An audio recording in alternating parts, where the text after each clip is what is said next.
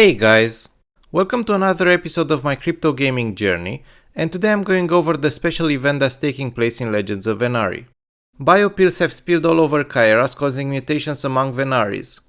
As a result, a new subspecies called Oros has been reported. This is the first cross-IP event hosted by Legends of Venari during their beta season, and it lasts for 2 weeks until the 16th of September. In this time span, holders of BYOPill NFTs will be granted access to Legends of Venari in order to try out the game. Moreover, there will be 2 new limited time baits that lure the mysterious Oros subspecies: Purple Slurp, a Tier 2 bait, and Purple Clematis Oil, a Tier 3 bait. Purple Slurp, the Tier 2 bait, can be bought from each region starting zone for 2,800 gold and has a daily max limit of 20, whereas Purple Clematis Oil, the Tier 3 bait, can be redeemed using 30 shards and has a daily max limit of 3. Shards can be obtained by converting essences at a ratio of 1 to 0.7. This means that for a Tier 3 event bait, you'd have to release a little over 4 Tier 2 Venaris in order to get 40 essences, which translate to 28 shards. I hope this adds a bit of perspective, allowing you to make sound decisions. BYOPill holders have an extra perk during this event. They get 2 Purple Slurps and 1 Purple Clematis Oil for free each day. This allows new players from the BYOPill community to try out every aspect of the game without having to deal with a time constraint. There are a total of 6 affinities that Oros possess: Air, which is a Tier 1, Water, Earth and Fire, which are Tier 2, Nature and Lightning, which are Tier 3. Important to note that for Tier 2 and Tier 3 Oros, the ideal feed bait is the Purple Slurp.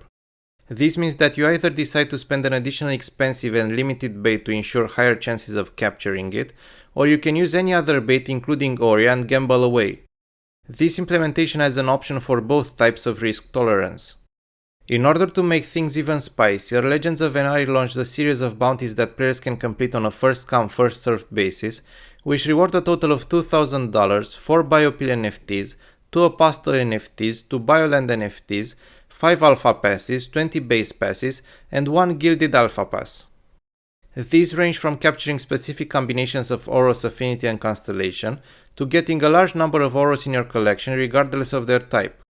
This in turn adds another layer to the decision-making process, as players have to choose between dedicating their resources to this limited time event, or taking advantage of this massive craze and have an easier path hunting regular higher tier Venaris. However, I believe that going all in for this event is the best way around it. The reason why is because, unlike regular Venaris, catching a Tier 2 Oros has a small chance of also rewarding a Purple Clematis Oil, the event's Tier 3 bait. This ultimately means that the more Tier 2 Oros you catch, the more chances you have of catching a Tier 3 Oros. Considering that any Tier 3 is extremely rare due to its difficulty of catching it, and that this event is a limited time one, on a longer time frame these special Venaris can prove to be extremely valuable and sought after.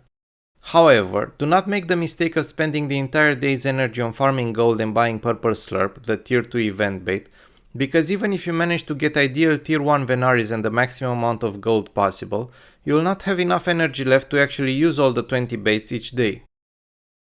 Unlike regular Venaris, Oros have a much higher weekly catch limit so that everyone has a fair chance to get their hands on one before the event ends.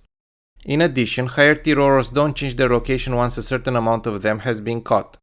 If you recall from my previous video, regular Tier 2 Venaris change their location after every 25 catches, whereas Tier 3 Venaris move after every 2 catches. I have managed to catch all Tier 2 Oros, but I did not encounter any Tier 3 Oros so far. Their artwork is amazing, and as I mentioned in my previous video, it is identifiable with Legends of Venari while also implementing the BYOPill theme. Overall, this event and the weekly group rotation ensure a dynamic Venari population, offering players multiple choices, testing both their decision making and their luck. I did focus my resources on regular Tier 2 Venaris as well, because the rotation kicked in and Group 6 introduced some new subtypes, allowing me to get some very low cereals.